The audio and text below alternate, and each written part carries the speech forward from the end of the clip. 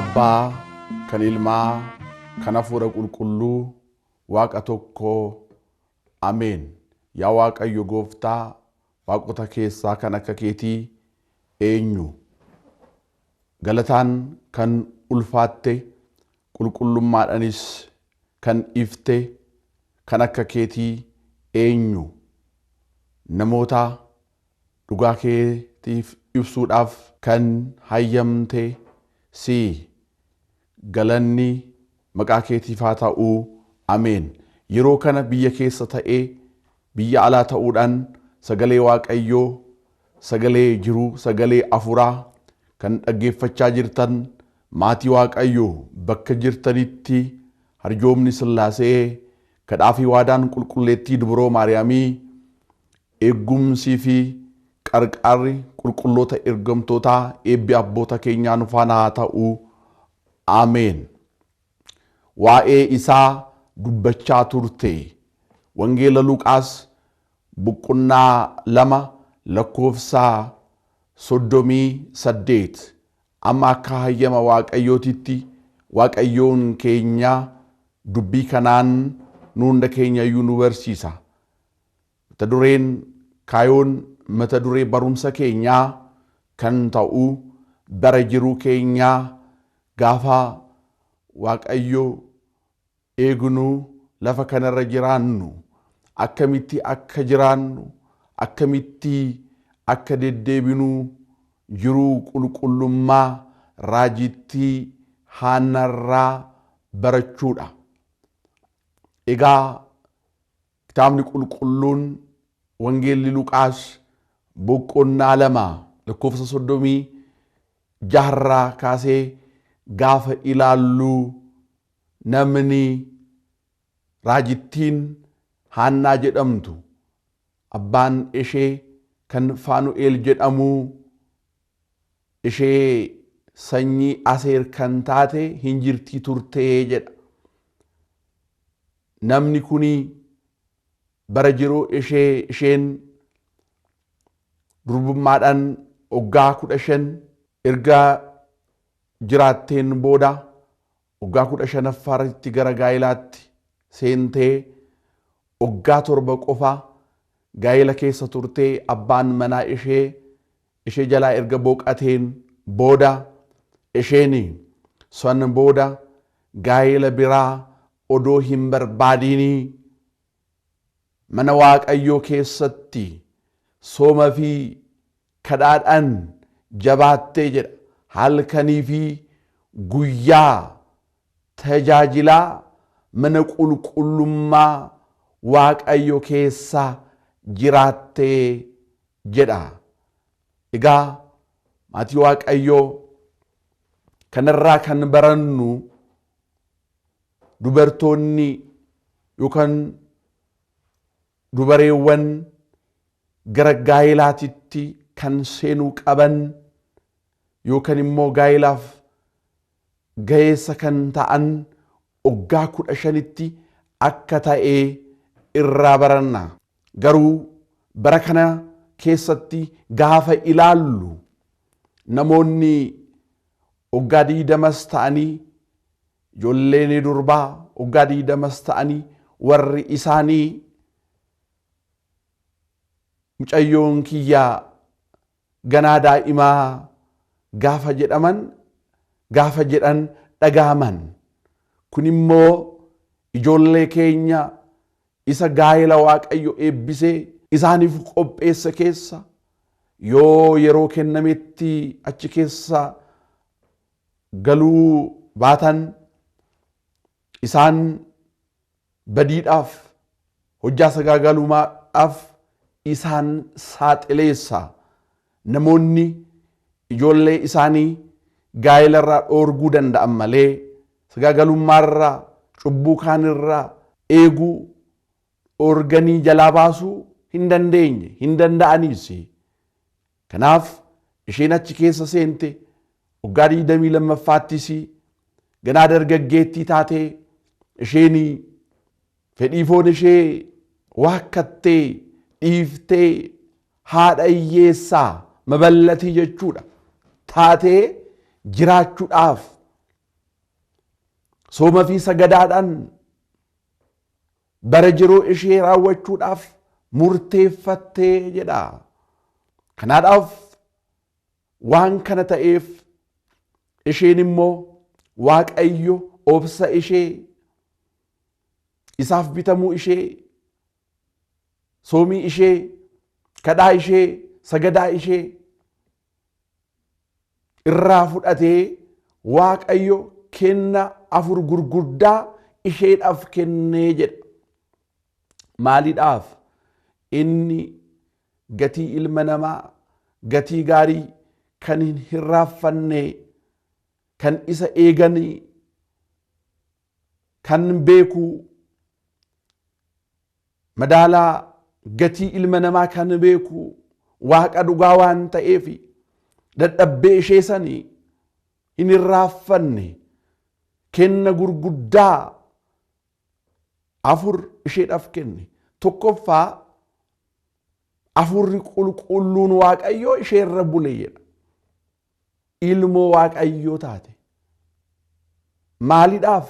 Obsaan, soomiidhaan, sagadaadhaan, kadhaadhaan waan Waaqayyo eegdee fi Hafuurri qulqulluun akka ishee irra bulu taatee jedha. Ati Waaqayyoon ilma namaat hundayyuu abboomina isaatiin, Hafuura qulqulluu isaatiin ilma namaa hundayyuu Waaqayyo baraaruu hin barbaada. Garuu akkas ta'uudhaaf akka ishee san qulqullaa'utu barbaachisa.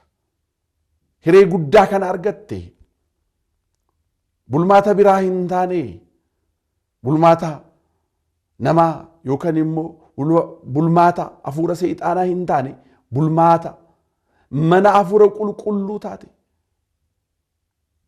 Inni lammaffaan immoo taayitaan raajii dubbachuu isheedhaaf kennamee raajitti Haannaa jedhamte. Kana jechuun Waaqayyo lafa kanarratti waa'ee kabajaa isaatii fi waa'ee fayyinaa ilma namaatiif hojjaa raawwatu kan darbees kan dhufus beekuu jechuudha, dubbachuu jechuudha. Hafuura qulqulluudhaan, hafuura foonitiin, hafuura dhiigatiin odoo hin ta'in hafuura qulqulluudhaan qofa dhugaa Waaqayyoo dubbachuu danda'u jechuudha. Taayitaan raajummaa isa kana argattee raajii dubbattee waa'ee Waaqayyoo, waa'ee uumaa ardii fi samii dubbachaa turtee jedha. Inni sadaffaan immoo qulqulleettiin raajittiin Haannaan, inni sadaffaan wanni isheen argattee maalidha?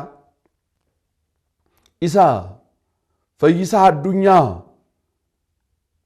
kan hundinuu isa eegu, fayyisaa addunyaa, fayyina addunyaa, fayyisaa Israa'elootaa isa ija isheetiin, ijuma foonitiinuu ija isheetiin argitee jedha. Maaliidhaaf? Obsaan waan isa eegdee fi akkuma qulqulluu Sim'oon, jaarsicha Sim'oon sanii fayyisaa Israa'el argitee, ija isheetiin argitee jedha. Kanaaf lakkoofsa 38 irratti akkas jedha. Ishiinis dhiyaattee Waaqa galatoonfachaa namoota fayyinaa eeganii hundaadhaaf jette waa'ee isaa dubbachaa turte jedha. Namoota fayyina isaa eeganii hundaaf. Dhuguma maatii Waaqayyooti. Namni hundinuu kan amanees, kan hin amannees, kan uumaa isaa beekus, kan hin beeknees, kan dhugaa Waaqayyoo addaan baafate, kan addaan hin baafanneef, nama ta'ee kan uumame hundinuu kan eegu fayyina Waaqayyooti. waaqayyoon addunyaa kana diriirsee ilma namaa umriin kenne kuni yeroo fayyina isaa itti eegnudha.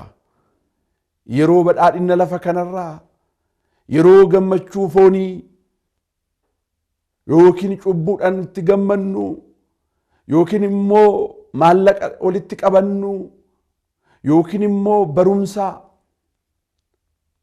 lafa kanaatiin, barumsa foonitiin yeroo itti ol jennuudhaa miti. Hayyamni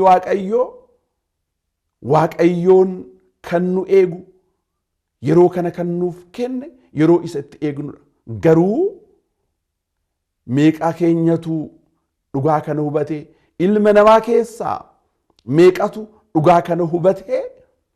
Fayyina waaqayyoo eegaa, dhugaa waaqayyoo, jaalala waaqayyoo, kenna waaqayyoo, ijoollummaa waaqayyoo eeggachaa akkuma ishee raajittii Haannaa sooma fi kadhaadhaan, sagadaadhaan mana qulqullummaa waaqayyoo keessaan odoo addaan hin bayin achi keessatti obsaan dhaabbatee meeqatu waaqa eegaa jira? Tokko keenya keessaa meeqa keenyatu waaqa eeggachaa jira? Namni baay'een maallaqa baay'ee argachuu, maallaqa baay'ee eeggata ta'a. Tokkoon keenya immoo waan foonni keenya jaalannu kan nyaatas eeguu hin jira. Wanna fedhii isaatis kan eegu hin jira. Isheen garuu waan waaqayyo eegdeef mana hafuura qulqulluu taate, raajittii taate, isa fayyisaanu addunyaa foon ilma namaa uffatee gara ardii kana dhufe ija foonitiinis ija lubbuutiinis agartee, kanaadhaaf namoota isa eeganii fi waa'ee isaa dubbachaa turtee, itti himaa turtee jedha. Har'a ilmi namaa anii fi isin waa'ee maalii dubbata? Waa'ee gaarummaa waaqayyooti moo waa'ee kenna waaqayyoo, jaalala waaqayyoo, gaarummaa waaqayyoo, eebba waaqayyoo, nagaya waaqayyoo, fayyisuu waaqayyoo, jiraachisuu waaqayyoo, nyaachisuu waaqayyoo, harjoomina waaqayyoo timoo ilmi namaa maal dubbata? Obboleessa koo ati maal dubbachaa jiraachaa jirta? Obboleettii ati hoo maal dubbachaa jiraachaa jirta? Kenna kiristaanummaa argattee maqaa abbaa, maqaa ilmaa, maqaa hafuura qulqulluutiin maqaa isaatiin cuuphamtee gaafa kiristaana jedhamtee jiraattu maal eegaa jirta? Namoonni maal akka eegan gorsitaa? Maal hojjechaa jirta? Maal hojjechaa jirra? Namni kan argatu waan eegu, waaqayyoo odoo hin eegin namni gara waaqayyootti gahuu hin danda'u, waaqayyoo argachuu hin danda'u. Namni waaqayyoo immoo yoo hin argatin nagaya waaqayyoo amansiisaa argachuu hin danda'u. Jaalala waaqayyoo amansiisaa, kenna waaqayyoo amansiisaa, mootummaa waaqayyoo kan erga keessa galanii hin baane, ifa malee dukkanni ka keessa hin jirre, gammachuu malee gaddi ka keessa hin jirre, mootummaa waaqayyoo baraa baraa san argachuu hin danda'u odoo waaqa hin eegin jechuudha. Isheen garuu isa eegde. Afraffaan immoo umrii bal'aa argatte, umrii dheeraa, waggaa 84 umrii kana hunda argatte. Bara kanallee waggaa kana guutuu kophaa ishee taatee, haadha hiyyeessaa taatee jiraattullee hin ifanne. Maaliidhaaf? Isheen nama caalaa kan ishee tasgabbeessu, kan isheedhaaf jiruu kennu waaqayyo ishee faana jira. Maatii waaqayyo gaafa nama faana taanu, nama faana torban tokkoyyuu nama ifachiisa. Nama faana guyyaan tokkoyyuu nama ifachiisa. Namoonni baay'een kanaafi kan jiruu isaanii ifatan, kan duuni itti mul'atu, badiin garagaraa itti mul'atu, waaqa isaanii waaqa jiruu nama hin ifachiifne jaalala nama hin ifachiifne nagaya nama hin ifachiifne gaarummaa nama hin ifachiifne waaqa isa kennu saniin waan addaan bahanii foon faana diina isaanii hafuura seexaanaa faana hafuura hamii faana hafuura sanyummaa faana waan dhaabbataniif namoonni baay'een jiruun isaanii jiruu ifachiisaa itti ta'ee jira. Isheen garuu waggaa 84 guutuu odoo hin ifatiin gammachuudhaan jedha, jaalalaan jedha, kadhaadhanii sagadaadhanii soomaa. Nuyi guyyaan sadiyyuu nutti ulfaata. Maaliidhaaf kaayoo hin qabnu? Kaayoon ishee isaa ilma namaa fayyisu, fayyisaa ilma namaa isa argachuudha. Kaayoon kiyyaa fi kaayoon keessan, kaayoon ilma namaa hoo maalidha? Waaqayyo bilisaan nu jiraachisullee kaayoon ilma namaa akka hayyama waaqayyootitti waaqa sababa cubbuudhaan addaan baanee banne baraa xofne san gara isaatti deebi'uudha. Achuma gadi buunee gaafa ilaallu qulqulleettii dubroo Maariyaamii fi Yoosef gaafa sagadaadhaaf Yerusaalem dhaqan gooftaan keenya Iyesuus Kiristoos duubatti hafee barsiisota Ayihud isaan qubee barsiisan hiikkaa qubee hiikkaa jiruu gaafachaa ture. Isaan keessa taa'ee daandii guyyaa tokko sa'aatii tokko erga deemaniin booda jedha. Guyyaa tokko erga deemaniin booda yoo of duuba laalan inni hin jiru. Akkas jedha. ወሶበ ኢረከብዎ ተሰውጡ ኢየሩሳሌም እንዘ ይሐስስዎ isa yoo dhaban erga isa dhabaniin booda barbaadaa gara Yerusaalem deebi'an jedha. Har'a ilmi namaa gaafa nagaya dhabe, gaafa jaalala dhabe, gaafa tokkummaa dhabe, gaafa badhaadhina dhabe, gaafa gaarummaa dhabe garamitti deebi'a? Gara mana waaqeffannaa addaa, gara namoota maallaqa qabaniitti garamitti deebi'a? Namoonni garuu gara biraa deemaa jiran, gara badiitti deemaa jiran, gara namaatti deemaa jiran. Qulqulleettii Maariyaamii fi Yoosef garuu isa barbaadaa gara Yerusaalemitti deebi'an jedha. Har'allee Waaqayyoon keenya raajittii tanarraa barannee bara jiruu keenyaa, bara eeggumsa keenyaa isa raajittii Haannadhaa fi kenna guguddaa 4 badhaadhina kenne gara isaatitti isa barbaadaa laphee keenyan amantaa guutuudhaan kadhaa fi sooman sagaduudhaan, sagadaa jechuun isaa bitamuudhaan jechuudha. Seera isaa eegaa ajaja isaa raawwachaa gara waaqa keenyatitti deebi'uu akka qabnu nuuf ibsaa. Kana barannaa. Egaa kanaadha maal jedha? Namoota fayyisuu isaa